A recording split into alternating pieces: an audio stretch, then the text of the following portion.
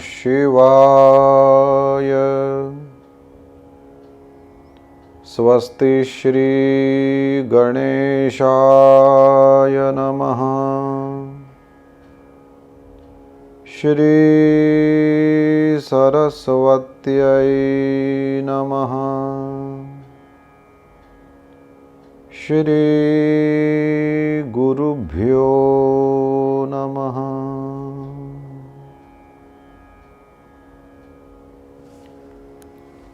शंभो महेश करुणामय शूलपाणे।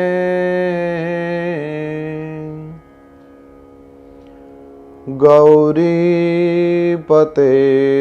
पशुपते पशुपाशनाशिन्।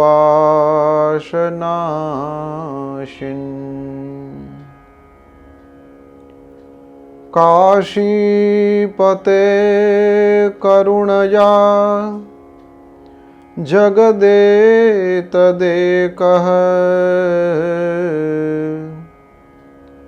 त्वं पासि त्वं हंसि पासि विदधासि महेश्वरोऽसि।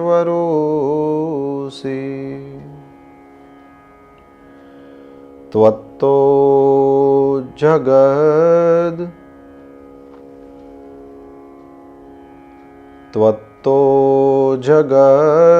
भवति देव भव स्मरारे। त्वय्येव तिष्ठति जगन्मृडविश्वनाथ। त्वय्येव गच्छति लयं जगदेतदीश।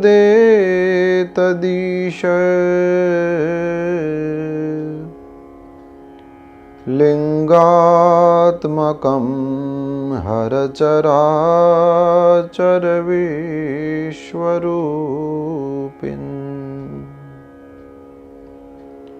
श्री चंद्रमौलीश्वर महादेव की जय। श्री सद्गुरु भगवान की जय। ओम नमः पार्वती पतये। हर हर महादेव। सत्सृष्टितांडव रचयिता नटराज राज नमो नमः। हे आद्य गुरु शंकर पिता नटराज राज नमो नमः। सत्सृष्टितांडव रचयिता नटराज राज नमो नमः। गंभीर नाद मृदंगना धबके उरे ब्रह्मांड मां। नित होत नाद प्रचंड ना नटराज राज नमो नमः। सत्सृष्टितांडव रचयिता नटराज राज नमो नमः। तव शक्ति शक्ति वामांगे स्थिता, हे चंद्रिका अपराजिता, चहुवेद गावे संहिता, नटराज राज नमो नमः। सतसृष्टि तांडव रचयिता, नटराज राज नमो नमः। सिर ज्ञान गंगा चंद्रमा, चिद ब्रह्म ज्योति ललाटमा, विषनाग माला कंठमा, नटराज राज नमो नमः। सतसृष्टि तांडव रचयिता, नटराज राज नमो नमः।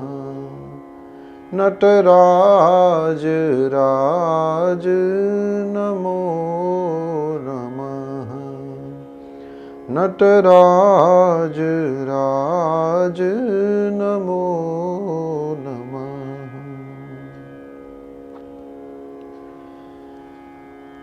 आप सभी को बहुत ही आदर के साथ शिव स्मरण कराता हुआ इस श्रावण शुक्ल के पवित्र दिनों में इस शिव पुराण कथा के पावन अवसर पर प्रेम से स्वागत करता हूं और भगवान महादेव की कृपा का अनुभव करते हुए आप सभी को इन दिनों में शिव पूजन पूर्वक कुछ शिव कथा श्रवण का भी अवसर प्राप्त हो रहा है।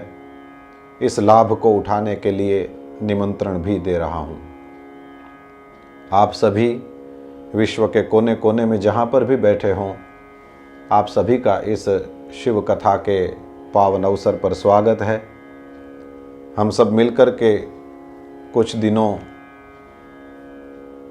शिव जी के पावन नाम की, उनके शिव पुराण में बताए गए पावन चरित्र की कुछ चर्चा करें, ऐसा मनोरथ जब हम सब लोग मिलकर के श्री हनुमान चालीसा पाठ का अनुष्ठान कर रहे थे, उस समय हम सब तो भारत में बैठ कर के 9 बजे से 10 बजे तक अनुष्ठान करते थे, लेकिन ऑस्ट्रेलिया में बैठ कर के शांति बहन बहुत देर रात में हमारे साथ 11 पाठ करती थी। उनको और उनकी बहन लंदन में हैं, उनको भी यह शिव पुराण सुनने का मन हुआ। तो हनुमान जी जो शिवावतार ही हैं, रुद्रावतार ही हैं, कुछ प्रेरणा वहीं से प्राप्त हुई होगी, कुछ प्रेरणा अपने हृदय में भक्ति के जो बीज हैं वहाँ से प्राप्त हुई होगी। और बहुत बड़ी बात तो यह है कि माता पिता के, गुरुदेव के, भगवान के आशीर्वाद होंगे, तभी जाके उनके हृदय में यह भावना हुई और उन्होंने यह भावना मुझ तक पहुँचाया। क्या हम ये कर सकते हैं? मैंने कहा बिल्कुल कर सकते हैं, हम लोगों का तो काम ही यही है। जैसे ही हनुमान चालीसा का क्रम बहुत अच्छे तरीके से चल रहा था, पूरे विश्व से उसमें लोग जुड़ रहे थे और इसी वजह से 1 लाख हनुमान चालीसा पाठ करने का संकल्प था, वहाँ 1.5 लाख से भी ज़्यादा। और ये तो हमारी जानकारी में, बाकी तो अपने आप कई जगह पर पाठ हुए होंगे, तो वहाँ पर तो श्री हरि गुरु कृपा से पता नहीं कहाँ तक वह आंकड़ा पहुँचा होगा। जो भी सत्कर्म हुआ है सबके सम्मिलित प्रयासों का ही फल है और उसका परम आनंद सबको उसमें जुड़े थे उन सबको है। जो जुड़ नहीं पाए थे उन सब की भी शुभकामनाएं उसमें हम सबको प्राप्त हुई थी। तो वो जब चल रहा था तभी लेस्टर में कुछ भाइयों को मन हुआ था, उन्होंने सुंदरकांड के लिए मुझे विनती किया था। स्वाभाविक रूप से हम ब्राह्मणों का तो यही काम है। हम तो गांव-गांव गली जा करके, गली जा करके हमको तो राम नाम के हीरे मोती मैं बिखरावा गली गली, और ले लो रे कोई राम के बंदे, ले लो रे कोई शाम के बंदे, मैं शोर मचावा गली गली। उस भजन में जो भाव है वही हम लोगों का फ़र्ज है। हमको यही अच्छा लगता है, यही करते रहते हैं। ये करते करते ठाकुर जी की कृपा से 20 वर्ष बीत गए हैं और जीवन के अंत तक यही करने का मन भी है। परमात्मा की कृपा से यह सब चल रहा है। तो वहाँ पर सुंदरकांड के पाठ के लिए और सुंदरकांड के अर्थों को समझने के लिए कुछ भाइयों ने यह मनोरथ किया था और हम सब लोगों ने मिलकर के वह किया। उसमें भी सब लोग बड़े ही आनंद और प्रसन्नता से जुड़े। यूके के कई समाज उसमें जुड़े थे। तो उसी तरह से, उसी भावना से कि सबको इसका लाभ मिले, शांति बहन और अकीला बहन दोनों को ये हुआ मन में कि हम शिव पुराण का भी आयोजन क्यों न करें। तो ज़रूर उन दोनों को बहुत बहुत बधाई और खूब खूब आशीर्वाद कि उन्होंने सबको यह अवसर उपलब्ध कराया। और हम सब मिल कर के इन दिनों में, क्योंकि श्रवण नक्षत्र से ही श्रावण है, ये नियम है ना, सभी महीनों के नाम नक्षत्रों से ही पड़े हैं। जैसे कृत्तिका है तो उसी से कार्तिक है, फिर मृगशीर्ष है तो उसी से मार्गशीर्ष है, फिर पुष्य नक्षत्र है तो उसी से पौष है, मघा नक्षत्र है तो उसी से माघ मास है, उसी तरह से श्रवण नक्षत्र है तो उसी से श्रावण। और थोड़ा सा यदि आपको पंचांग इत्यादि देखने का अभ्यास होगा तो आप जानते होंगे, हर महीने की पूर्णमासी को जब पूर्णिमा लगती है तो उस दिन वही नक्षत्र होता है जो उस महीने का नाम होता है। तो ये जैसे श्रावण चल रहा है तो आप देखेंगे कि पूर्णमासी को श्रवण ही नक्षत्र होगा। तो श्रावण में ये श्रावण का नाम है श्रवण नक्षत्र से, और श्रवण का एक अर्थ सुनना भी तो होता है। तो साधु संत लोग कहते हैं कि सावन में सुना करो। श्रावण में श्रवण का बहुत महत्व है। तो हम सब शिव पूजन तो करते ही करते हैं, लेकिन हमारे यहाँ यह सामान्य रूप से परंपरा है। जैसे कि आप सत्यनारायण भगवान की कथा सुनना चाहते हो तो पहले सत्यनारायण भगवान की पूजा करो। तो पूजा और कथा ये साथ में ही होते हैं। तो सब लोग मिलकर के अपने यहाँ ढंग से शिव पूजन तो कर ही रहे हैं, सब शिव आराधना में लगे ही हैं। हम सब ये अब मिलकर के इस सोशल मीडिया के प्लेटफॉर्म के द्वारा अब हम कुछ शिव नाम भी सुनेंगे।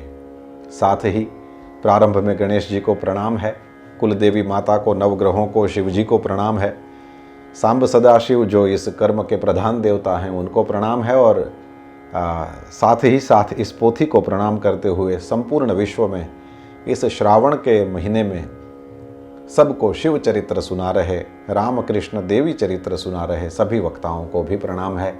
वे बहुत बड़ा महनीय और भगीरथ कार्य कर रहे हैं, जिस वजह से हमारे सनातन धर्म की इस लॉकडाउन के पीरियड में भी और इस कोरोना के काल में भी सनातन धर्म के दिव्य चरित्र, सनातन धर्म के दिव्य शास्त्र, उन सब से हमारी प्रजा वंचित न रहे, इस वजह से सभी लोग प्रयत्न कर रहे हैं। तो उन सब के प्रयत्नों को, उन सब को प्रयत्न करने वालों को, सबको हमारा बहुत प्रेम से प्रणाम है। और जैसे परंपरा ही है, किसी शास्त्र का जब हम उद्घाटन करते हैं तो उस समय उसकी महिमा को सुनाया जाता है। तो यहाँ पर शिव पुराण में भी कुछ महिमा भगवान वेदव्यास ने स्कंद पुराण में लिखा हुआ है। तो हम मिल करके कुछ उसका भी दर्शन कर लेंगे और इसके बाद फिर शिव पुराण में हम प्रवेश करेंगे। शिव पुराण के महात्म्य में सबसे पहले भगवान महादेव को प्रार्थना करी गई है। भवाब्धिमग्नम दीनम माम समुद्धर भवार्णवात कर्मग्राह गृहीतांगम दासोहम तव शंकर। भगवान महादेव को कहा गया कि इस समुद्र के, इस संसार रूपी समुद्र के अंदर मैं डूब रहा हूँ, उतरा रहा हूँ। इसी वजह से मैं बहुत दीन हो गया हूँ, कातर हो गया हूँ, कायर हो गया हूँ। हे शंकर, कर्मग्राह ने मुझे पकड़ लिया है, कर्म रूपी मगर ने, इस घड़ियाल ने मुझे पकड़ लिया है। तो हे शंकर, मैं तो आपका दास हूँ, आप मुझे कर्म रूपी ग्राह से पकड़े गए और भव समुद्र में डूब रहे इस जीव को जो आपका है, आप उद्धार कर लें। भगवान शिव पुराण की इन दिव्य कथाओं के द्वारा, चरित्रों के द्वारा हमारा भवसागर से उद्धार करने के लिए ही शिव पुराण के रूप में प्रकट हुए हैं, यह हम मान सकते हैं। हमारी श्रद्धा कहती है रामचरितमानस या रामायण स्वयं रघुनाथ जी का अक्षर विग्रह है। हमारी श्रद्धा ये भी मानती है कि श्रीमद् भागवत जो है वह भगवान श्री हरि का साक्षात ग्रंथ रूप है। इसी तरह से इसी श्रद्धा के अनुसार हम मान सकते हैं कि यह जो शिव पुराण है वह भी भगवान महादेव का ही एक पुस्तक रूप है, ग्रंथ रूप है। हम प्रणाम करते हैं इस पोथी को और हम भगवान वेद व्यास जो हमको ये कथा सुना रहे हैं उनको प्रणाम करके महिमा की कथा का प्रारंभ करते हैं। प्रारंभ में शौनक जी ने महाज्ञानी सूत जी के साथ संवाद करते हुए पूछा है कि आप संपूर्ण सिद्धांतों के ज्ञाता हैं, आपको पुराणों की कथाओं का जो सार तत्व है उसका विशेष ज्ञान है, आप मेरे सामने उस सार तत्व का विशेष रूप से वर्णन करिए। कुछ प्रश्न हैं मेरे मन में। ज्ञान और वैराग्य के सहित भक्ति से प्राप्त होने वाले विवेक की वृद्धि कैसे होती है, आप मुझे ये बताएं। शौनक जी ने पूछा है कि साधु पुरुष किस तरह से अपने काम क्रोध आदि मानसिक विकारों का निवारण करते हैं, ये बताइए। यह कलयुग चल रहा है महाराज, इसमें जीव ज्यादा करके आसुरी स्वभाव वाले हो गए हैं। उस जीव समुदाय को शुद्ध यानी दैवी संपत्ति से युक्त कराने के लिए सबसे अच्छा उपाय क्या है, ये बताएं। फिर कहा कि ऐसा कोई शाश्वत साधन बताइए जो कल्याणकारी वस्तुओं में भी उत्कृष्ट एवं परम मंगलकारी हो और पवित्र करने वाले उपायों में भी सर्वोत्तम पवित्र कारक उपाय हो। साधन ऐसा हो जिसके अनुष्ठान से तुरंत ही अंतःकरण की विशेष शुद्धि हो जाए और निर्मल चित्त वाले व्यक्ति को हमेशा के लिए भगवान महादेव की प्राप्ति हो जाए, ऐसा कुछ कहिए। शौनक मुनि ने जैसे ही ये प्रश्न पूछे हैं, सुत पुराणी अत्यंत प्रसन्न हुए, क्योंकि इसमें कोई भी प्रश्न सांसारिक प्रश्न नहीं था। जो भी प्रश्न थे वह भगवान महादेव की प्राप्ति कराने वाले ही साधनों के बारे में, उपायों के बारे में थे। सुत पुराणी प्रसन्न हुए हैं। उन्होंने कहा कि मुनि श्रेष्ठ शौनक, आप बहुत धन्य हो, क्योंकि आपके हृदय में पुराण कथा सुनने के लिए विशेष प्रेम और लालसा है। इसलिए मैं शुद्ध बुद्धि से विचार करके आपको परम उत्तम शास्त्र का वर्णन करके सुना रहा हूं। हे वत्स, वह संपूर्ण शास्त्रों के सिद्धांतों से संपन्न, भक्ति आदि को बढ़ाने वाला, भगवान शिव को संतोष पाने वाला है। कोई भी व्यक्ति मैं जो कहने वाला हूं उसको सुनेगा तो वो सुनेगा तो भगवान शिव को परम प्रसन्नता की प्राप्ति होगी, उनको संतोष होगा। वह कान के लिए रसायन स्वरूप, अमृत स्वरूप दिव्य है, आप उनका श्रवण करें। हे मुने, यह परम उत्तम शास्त्र है शिव पुराण, जिसका सबसे पहले पूर्व काल में भगवान शिव ने ही प्रवचन किया है। यह उत्तम साधन है। गुरुदेव भगवान वेदव्यास ने सनत कुमार मुनि से आदेश प्राप्त करके संक्षेप में इस पुराण का प्रतिपादन किया है। इस पुराण की रचना के पीछे हेतु क्या है? बोले, कलयुग में पैदा होने वाले मनुष्यों का परम हित हो जाए। इस तरह से श्री शिव पुराण के लिए सुत पुराणी ने कहा है। फिर कहा कि यह जो शिव पुराण है, देखिए हमको प्रमाण भी प्राप्त हो रहा है। तब तो मैं अपने मन की भावना से कह रहा था, लेकिन यहाँ पर प्रारंभ में ही लिखा है कि इस धरती पर शिव पुराण को भगवान शिव जी का साक्षात वांगमय विग्रह यानी शिव स्वरूप ही समझना चाहिए और सर्व प्रकार से इसका सेवन करना चाहिए। इस शिव पुराण का पठन और श्रवण यह सर्व साधन स्वरूप है। इस साधन से शिव भक्ति प्राप्त करके श्रेष्ठतम स्थिति में पहुंचा हुआ व्यक्ति तुरंत ही शिव पद को प्राप्त कर लेता है। इसलिए संपूर्ण प्रयत्न करके मनुष्यों को इस शिव पुराण को पढ़ना चाहिए, सुनना चाहिए। इस महापुराण के अध्ययन को अभीष्ट इच्छित साधन हम सब ने स्वीकार किया है। प्रेम पूर्वक इसका कोई व्यक्ति श्रवण करता है तो उसको संपूर्ण मनोवांछित फल प्राप्त होते हैं। इसको सुनकर के मनुष्य सर्व पापों से मुक्त हो जाता है और जीवन में बड़े बड़े उत्कृष्ट भोग करके अंत में शिवलोक की प्राप्ति करता है। सुत पुराणी ने कहा, इस शिव पुराण ग्रंथ में 24,000 श्लोक हैं, 7 संहिताएं हैं। मनुष्यों के लिए यह जरूरी है कि वह भक्ति, ज्ञान और वैराग्य से संपन्न होकर के और बहुत आदर के साथ इस शिव कथा को सुने।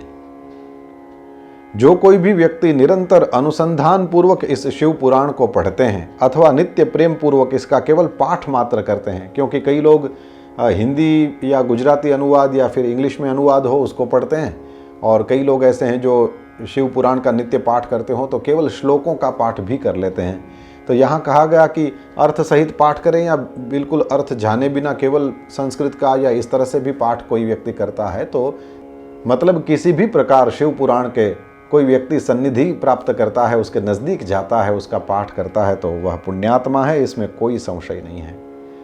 यदि कोई उत्तम बुद्धि वाला व्यक्ति अंतकाल में भक्तिपूर्वक इस पुराण को सुनता है तो उसके ऊपर अत्यंत प्रसन्न हुए भगवान महेश्वर उसको अपना शिव पद प्राप्त करा देते हैं। जो व्यक्ति रोज आदरपूर्वक इस शिव पुराण की पूजा करता है वह व्यक्ति संसार के संपूर्ण सुखों को भोग करके अंत में भगवान शिव के पद को प्राप्त करता है। जो भी व्यक्ति रेशमी वस्त्र से लपेट करके इस शिव पुराण का सत्कार करते हैं वे सदा सुखी रहते हैं। इस शिव पुराण को निर्मल और भगवान शिव का सर्वस्व माना गया है। इहलोक में परलोक में भी जो सुख चाहता है उसको आदरपूर्वक प्रयत्नपूर्वक इसका सेवन करना चाहिए। इस निर्मल एवं उत्तम शिव पुराण को धर्म अर्थ काम और मोक्ष रूप चारों प्रकार के पुरुषार्थों को देने वाला माना गया है, इसलिए हमेशा इसका प्रेम पूर्वक श्रवण करना चाहिए और इसका विशेष रूप से पाठ करना चाहिए। अब इससे पापों का नाश हो जाता है, इससे परम गति प्राप्त होती है, इससे शिव धाम प्राप्त होता है, इससे शिव पद प्राप्त होता है, यह सिद्धांत बताया। लेकिन हमारे दिमाग में बात तब बैठती है जब इसके लिए कोई उदाहरण भी हो कि भाई ऐसा हुआ भी है क्या। तो कहा गया कि हे महाभाग सूत जी, शौनक जी ने पूछा, आप धन्य हो सूत जी, कलयुग में इस कथा के श्रवण के द्वारा कोई पापी शुद्ध हुआ है? आप हमको कृपा पूर्वक उन बातों को बताइए कि कौन कौन से पापी ऐसे हुए हैं जो इस शिव कथा के द्वारा शुद्ध हुए हैं। सूत जी ने कहा कि जो भी व्यक्ति दुराचारी, खल, काम, क्रोध वगैरह में निरंतर डूबे हुए हैं वे भी इस पुराण को सुनने मात्र से, पाठ करने मात्र से अवश्य ही शुद्ध हो जाते हैं। इस विषय में एक प्राचीन इतिहास मुनि लोग देते हैं। इसके श्रवण मात्र से पापों का संपूर्ण विनाश हो जाता है। कहते हैं कि कहीं पर बहलियों का, किरातों का, शिकारियों का एक नगर था और उस नगर में एक ब्राह्मण रहता था। ज्ञान में बहुत दुर्बल और दरिद्र था, वैदिक धर्म से विमुख था, स्नान संध्या कभी करता नहीं था और उसका नाम देवराज था। उसका थोड़ा सा भी धन धार्मिक कार्यों में कभी भी उपयोग में नहीं आया। वो व्यभिचारी था और सर्व प्रकार से आचार भ्रष्ट था। एक बार वो दैव योग से घूमते हुए प्रयाग में पहुंच गया। प्रयाग सब जानते हैं, जहाँ पर गंगा, जमुना और सरस्वती का संगम है, जिस स्थान पर 12 वर्ष में कुंभ मेला लगता है, वही है प्रयागराज। तो वहाँ पर वो पहुँच गया घूमते हुए और वहाँ पर उसने एक शिवालय का दर्शन किया। तो वहाँ पर तो कई संत महात्मा एकत्र हुए थे, वो वहीं रुक गया और पता नहीं उसको किसी वजह से वहाँ पर बुखार आ गया और बड़ी वेदना होने लगी। उस शिव मंदिर में एक ब्राह्मण देवता कथाकार शिव पुराण की कथा सुना रहे थे। अब बुखार में पड़ा हुआ वह देवराज कहीं जा तो सकता नहीं था, इसलिए उसने वो शिव कथा को सुनता रहा। वो 1 महीने तक वह उसमें तकलीफ में रहा और फिर बुखार ही के कारण फिर ज़्यादा उसका शरीर उसको सह नहीं पाया, तो उसी बुखार के कारण वो मर गया।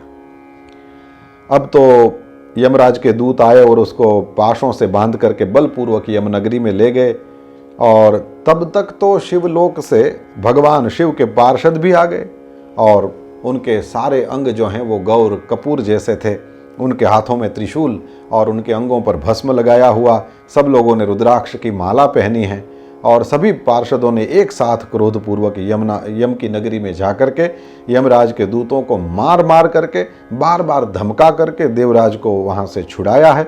और अद्भुत विमान पर बैठा करके जब वो शिव पार्षद कैलाश में जाने के लिए तैयार हुए तब बड़ा कोलाहल हो गया यमपुरी में। और धर्मराज अपने भवन से बाहर आए, जैसे दूसरे रुद्र ही हों ऐसे उन 4 दूतों को देख करके धर्मज्ञ धर्मराजा ने उन शिव पार्षदों की विधिपूर्वक पूजा करी है। ज्ञान दृष्टि से सब कुछ समझ गए और उन्होंने डर के कारण भगवान शिव महात्मा पार्षदों को कुछ पूछा नहीं, उल्टे उन सभी पार्षदों का पूजन किया और प्रार्थना करी है। शिव पार्षद सब कैलाश की ओर चले गए और वहां पहुंच करके उस देवराज ब्राह्मण को उन्होंने दया सागर सांब सदाशिव के चरण में रख दिया। सांब सदाशिव यदि शब्द बहुत बार सुना है और पता नहीं हो तो सांब का और कुछ अर्थ नहीं है। सांब माने स अम्बा, अम्बा है देवी पार्वती, भवानी, सती और उनके सहित सदाशिव। सांब सदाशिव यानी पार्वती शंकर, भवानी शंकर, ये तो दोनों को, देवी और महादेव दोनों को उनके हाथ में सौंप दिया। अब तो तुरंत ही शौनक जी ने पूछा, महाभाग सूत जी, मैं आपकी इस कृपा प्रसाद के कारण बहुत कृतार्थ हुआ हूँ, लेकिन इस कथा को सुनकर के मेरा मन बड़ा आनंद में निमग्न हो रहा है।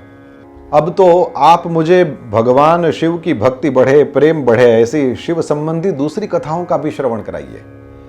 तो देवराज की कथा सुन करके और लोगों की कथा सुनने का मन किया, तो फिर सूत जी ने बड़े प्रेम से कथा सुनाया है। कहा कि समुद्र के पास प्रदेश में एक वाशकल नाम का गांव है और वहाँ बड़े महापापी ब्राह्मण सब निवास करते हैं, बड़े ही सब दुष्ट हैं।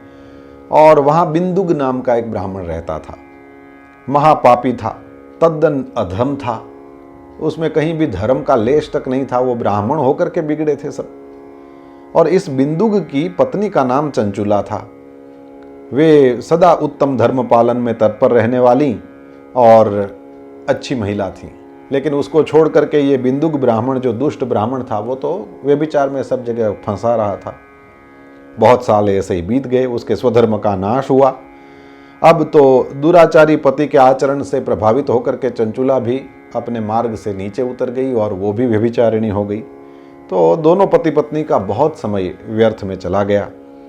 समय हुआ तो बिंदुग मर गया, नरक में वो गिरा और बहुत वर्षों तक वो नरक में ही दुखों को भोग करके फिर विंध्य पर्वत पर भयंकर पिशाच हुआ। अब चंचुला बहुत समय अपने पुत्रों के पास रही और एक दिन दैव योग के कारण कोई पुण्य पर्व आया तो फिर चंचुला अपने भाई बंधुओं के साथ गोकर्ण क्षेत्र में गई। आजकल जिसको भारत में गोवा कहा जाता है, मैंने ऐसा सुना है कि वही गोकर्ण क्षेत्र है। तो आप जब भी वहाँ जाने का अवसर प्राप्त हो तो वहाँ बैठ करके जरूर शिव नाम लें, शिव पूजा करें, क्योंकि तीर्थों में किया हुआ शिव पूजन, शिव नाम लेना इत्यादि बहुत अच्छा फल देता है। ये चंचुला वहाँ पर पहुँच गई और उसने पवित्र तीर्थ के जल में स्नान किया और मेला देखने की वृत्ति से सब बंधुओं के साथ इधर उधर घूमने लगी। तो वो भी घूमते घामते एक मंदिर में गई। वहाँ एक दैवज्ञ ब्राह्मण भगवान महादेव की परम पवित्र और मंगलकारिणी उत्तम पौराणिक कथा सुना रहे थे। तो पौराणिक ब्राह्मण के मुख से फिर वो नरक में जाने वालों की जो गति होती है वो सब सुना चंचुला ने। तो वो बड़ी घबरा गई और कांपती हुई कथा सुनाने वाले उस ब्राह्मण देवता के पास जब अन्य श्रोता चले गए तो गई है। कहा कि ब्राह्मण, मैं अपना धर्म नहीं जानती, मेरे से बहुत दुराचार हुआ है, कृपा करके आप मेरा उद्धार करिए, मुझे बड़ा डर लगने लगा है। इस कथा को सुनकर के मेरे मन में संसार के प्रति अब वैराग्य हो गया है। मैं सर्वथा निंदा के योग्य हूँ, मुझे पता ही नहीं है कि मुझे कैसे कैसे घोर नरकों में जाना पड़ेगा और मेरी कैसी कष्टदायक दुर्गति होगी। ब्राह्मण, अब आप ही मेरे गुरु हैं, आप ही मेरा उद्धार करिए। सुत पुराणी ने कहा कि हे शौनक, इस तरह खेद और वैराग्य से युक्त हुई वह चंचुला ब्राह्मण देवता के चरणों में लौट गई है। ब्राह्मण देवता ने कृपापूर्वक उसको उठाया है और कहने लगे कि बड़े सौभाग्य की बात है कि भगवान शंकर की कृपा से शिव पुराण की इस वैराग्य युक्त कथा को सुनकर तुझे समय सर चेतावनी मिल गई है और तू अब डर नहीं, अब भगवान महादेव के चरणों में चली जा। मैं तुम्हारे सामने ऐसी परम वस्तु का वर्णन करूंगा जिससे तुझे सुख देने वाली वह परम गति की प्राप्ति होगी, उत्तम गति की प्राप्ति होगी। भगवान महादेव की उत्तम कथा के श्रवण मात्र से ही तुम्हारी बुद्धि इस तरह से पश्चाताप से तप्त होकर के शुद्ध हो गई है। इसके साथ साथ तुम्हारे मन में विषयों की ओर वैराग्य भी हो गया है। पश्चाताप ऐसी वस्तु है कि वह पाप करने वाले पापियों के लिए सबसे बड़ा प्रायश्चित्त है, यदि वह फिर से न करे तो। इस पश्चाताप को ही समस्त पापों का शोधक बताया गया है। पश्चाताप से ही पापों की शुद्धि होती है। जो पश्चाताप करता है वही असल में पापों का प्रायश्चित करता है, क्योंकि सत्पुरुषों ने समस्त पापों की शुद्धि के लिए जिस प्रायश्चित का उपदेश किया है वह सब कुछ, वह सारे प्रायश्चित इस पश्चाताप से हो जाते हैं, संपन्न हो जाते हैं। पश्चाताप पापकृताम पापानाम निष्कृति ही परा, सर्वेषां वर्णितम सद्भिः सर्व पाप विशोधनम। पश्चात्तापेनैव शुद्धि प्रायश्चित्तं करोति सः, यथोपदिष्टम सद्भिर्हि सर्व पाप विशोधनम। जिसको अपने कुकृत्यों पर हार्दिक पश्चात्ताप होता है वह अवश्य उत्तम गति का भागी होता है, अधिकारी होता है, इसमें कोई शंका नहीं है। इस शिव पुराण की कथा को सुनने से जैसी चित्त शुद्धि होती है वैसी दूसरे उपायों से नहीं होती। शिव पुराण की कथा से चित्त अत्यंत शुद्ध हो जाता है। शुद्ध चित्त में जगदम्बा पार्वती सहित भगवान शिव विराजमान रहते हैं। इस उत्तम कथा का श्रवण समस्त मनुष्यों के लिए कल्याण का बीज है। भगवान महादेव की कथा का श्रवण करने के बाद अपने हृदय में उसका मनन और निधिध्यासन करना चाहिए। जो भी व्यक्ति मनन यानी उस पर चिंतन करता है और निधिध्यासन यानी जो समझ में आया हो उसको अपने क्रिया में भी उतारने की कोशिश करता है, ऐसे व्यक्ति की पूर्ण रूप से चित्त शुद्धि हो जाती है। चित्त शुद्धि हो जाने से भक्ति अपने दोनों पुत्र ज्ञान और वैराग्य के साथ निश्चय ही प्रकट होती है और फिर भगवान महादेव की कृपा से दिव्य मुक्ति की प्राप्ति होती है। ब्राह्मण पत्नी, इसलिए तुम अपने मन को विषयों में से वापस खींच लो और भक्ति भाव से भगवान शंकर की इस पावन कथा का श्रवण करो। तुम्हारे इस चित्त की इससे शुद्धि होगी और मोक्ष की प्राप्ति होगी। जो निर्मल चित्त से भगवान शिव के चरणारविंदों का चिंतन करता है उसकी एक ही जन्म में मुक्ति हो जाती है। सुत जी कहते हैं, शौनक, इतना कह करके वे शिव भक्त ब्राह्मण चुप हो रहे। उसका हृदय करुणा के कारण एकदम आर्द्र हुआ था। वे शुद्ध चित्त महात्मा भगवान महादेव के ध्यान में मग्न हुए और यहाँ पर बिंदुक ब्राह्मण की वह पत्नी चंचुला, वह मन में ही बड़ी प्रसन्न हुई है। उसके नेत्रों में आनंद के आंसू छलक आए। उस ब्राह्मण पत्नी ने ब्राह्मण देवता के पैर पकड़ लिए हैं और कहा कि अब मैं कृतार्थ हो गई हूँ। आप धन्य हैं, आप हमेशा परोपकार में लगे रहते हैं, इसलिए श्रेष्ठ साधु पुरुषों की भी प्रशंसा के आप योग्य हैं। हे साधो, आप अब मेरा उद्धार करिए। पौराणिक अर्थ तत्व से भरे हुए इस सुंदर शिव पुराण की कथा के बारे में आपने जो कुछ कहा है उससे मेरा मन संपूर्ण विषयों के प्रति वैराग्य से युक्त हो गया है। इस शिव पुराण को सुनने के लिए मेरे मन में अब बहुत श्रद्धा है। आप संपूर्ण शिव पुराण की उस कथा के द्वारा मुझे कृतार्थ करिए। सुत जी ने कहा। हाथ जोड़ करके ब्राह्मण देवता के अनुग्रह को प्राप्त करके चंचुला ने इस प्रकार शिव पुराण के कथा के प्रसंगों को सुनने की इच्छा मन में रखी और वह ब्राह्मण देवता की सेवा में लग गई और वो वहीं रहने लगी। इसके बाद में फिर वे ब्राह्मण देवता ने उसी स्थान पर उस स्त्री को शिव पुराण की उत्तम कथा सुनाया है। गोकर्ण नाम के महाक्षेत्र में उन ब्राह्मण देवता के पास उन्होंने पूरी शिव कथा सुनी और वह चंचुला कृतार्थ हुई है। उसका चित्त शुद्ध हुआ है, हृदय में शिव के सगुण रूप का चिंतन होने लगा है। उत्तम बुद्धि प्राप्त करके अब उसने सच्चिदानंदमय स्वरूप का, भगवान महादेव का बार बार चिंतन प्रारंभ किया। जैसे ही समय गया है, चंचुला किसी भी प्रकार के कष्ट के बिना शरीर का त्याग किया है और भगवान महादेव के भेजे हुए दिव्य विमान में बैठ करके वह भगवान महादेव की शिवपुरी में पहुंच गई है। चंचुला के हृदय में कोई भी किसी भी प्रकार का अब मैल नहीं रहा है। वह हृदय धुल करके एकदम शुद्ध हो गया है, अंतःकरण एकदम शुद्ध हो गया है।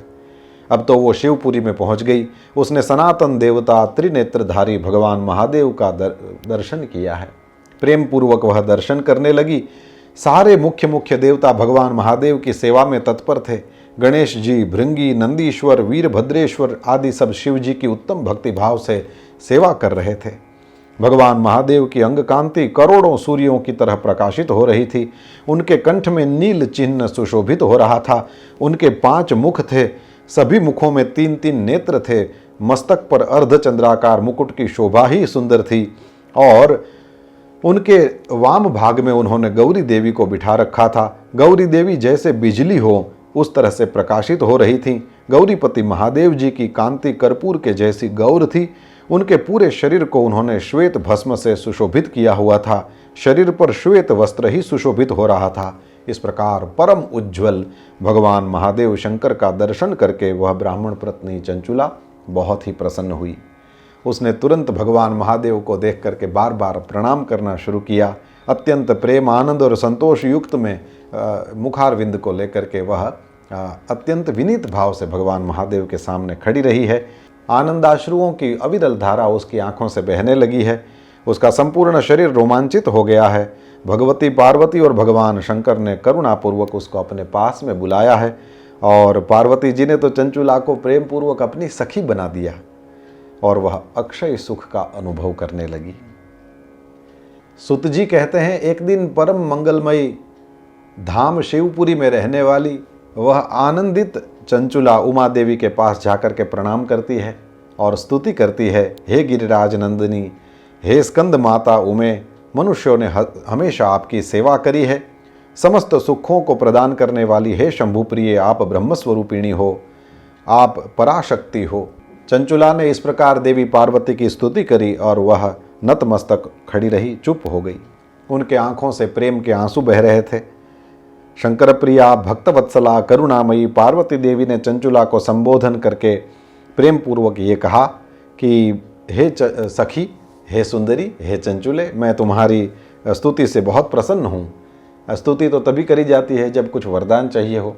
चंचुला ने सिर झुकाया, हाँ महादेवी, मैं कुछ चाहती हूँ तो जरूर कहो। मेरी सखियों के लिए मेरे से अदेय कुछ भी नहीं है, यानी मैं न दे सकूँ ऐसा कुछ भी नहीं होता है। तो चंचुला ने कहा कि हे गिरिराज कुमारी, मेरा जब मनुष्य के रूप में अवतार हुआ था तो मैं एक ब्राह्मण की पत्नी थी। मेरे पति का नाम बिंदुग था। वो बड़ा दुराचारी और ऐसा था, तो मैं ये जानना चाहती थी कि वो इस समय कहाँ होगा और उसकी क्या गति हुई होगी, क्योंकि मैं ये नहीं जानती हूँ। तो मैं उस अपने पतिदेव को मिल सकूं, ऐसा कोई उपाय आप करिए, पता नहीं उसकी क्या गति हुई होगी।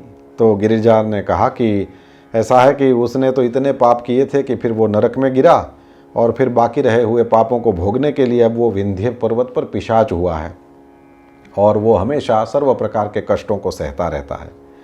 सुत जी ने कहा कि चंचुला बड़ी दुखी हो गई और महेश्वरी को प्रणाम करके फिर पूछा कि आप कृपा करिए और मेरे उस दुष्ट पति का आप अब उद्धार करिए। उस मेरे पापात्मा पति की किस उपाय से उत्तम गति हो सकती है, आप मुझे ये बताएं।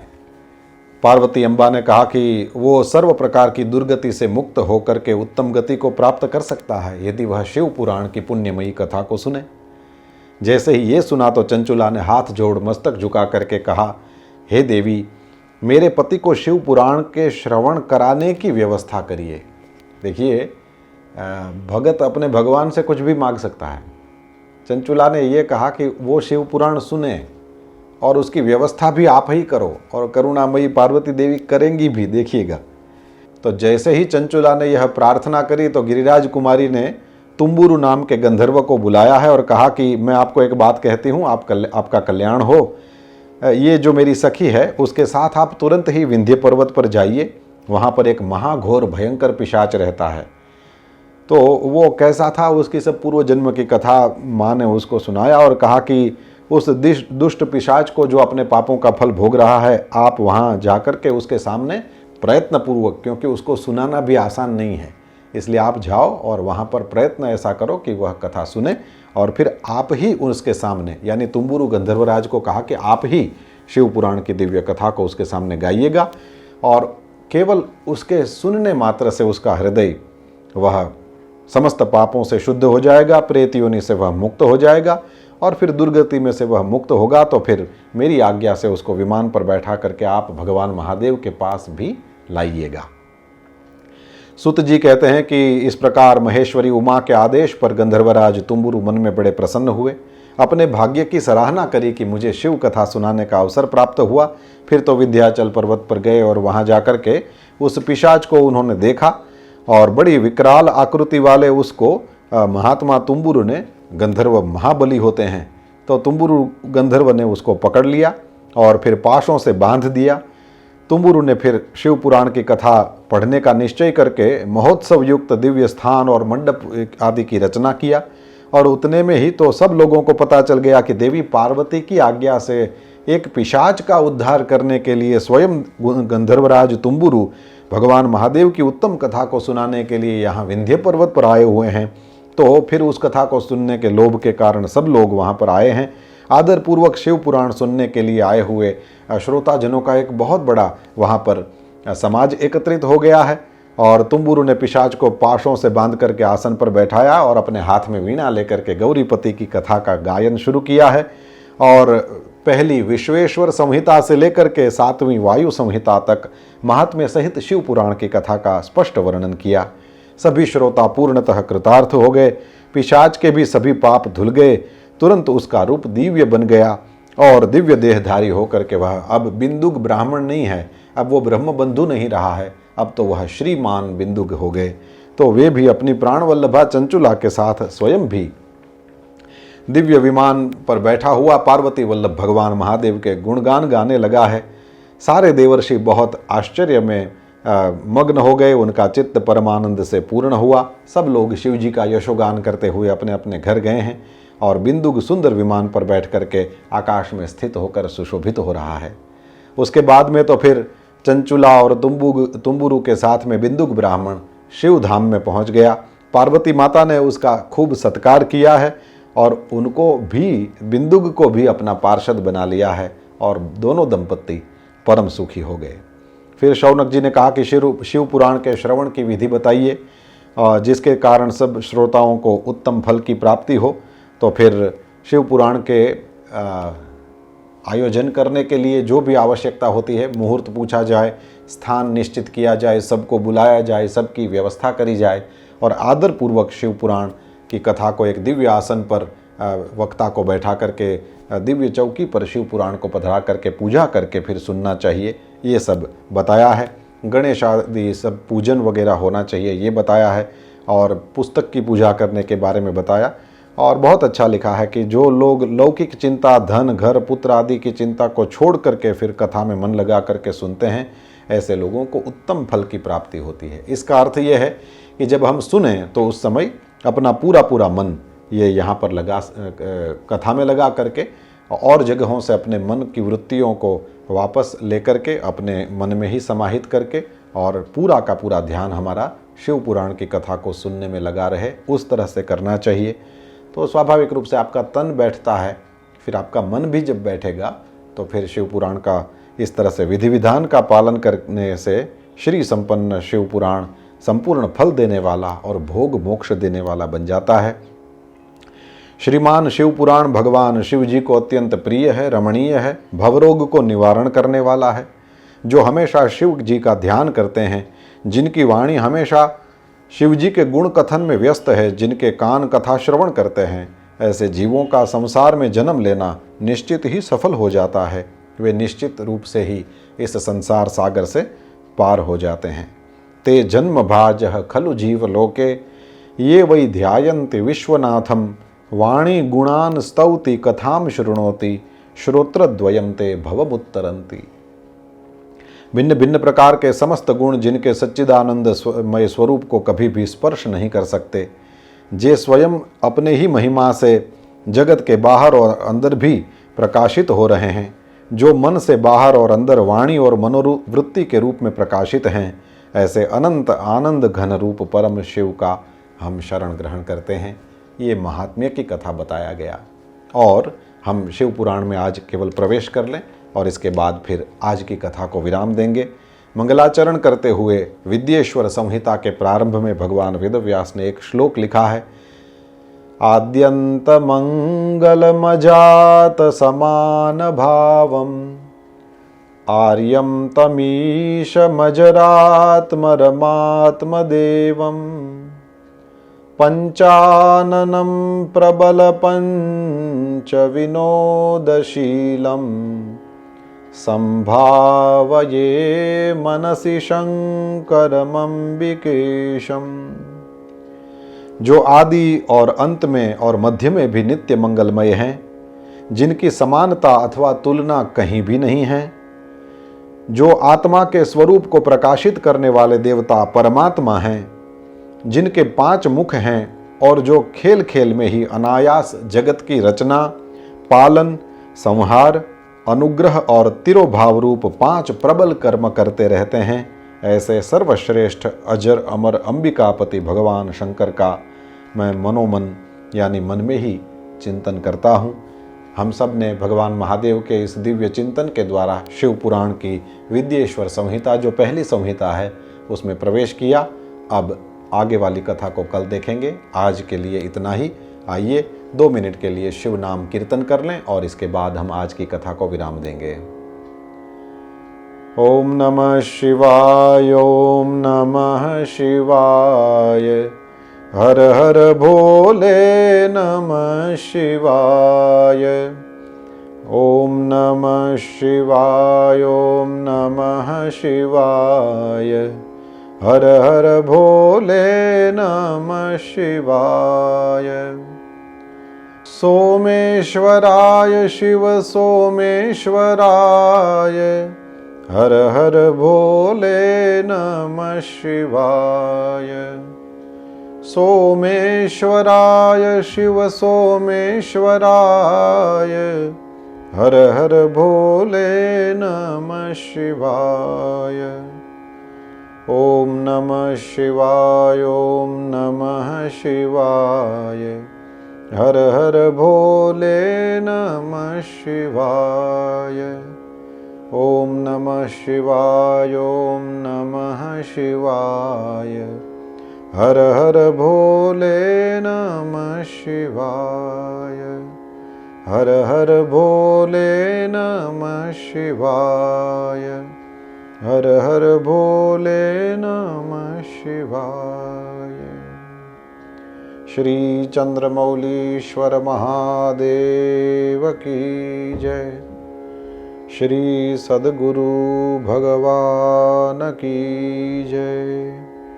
ओम नमः पार्वती पतये, हर हर महादेव।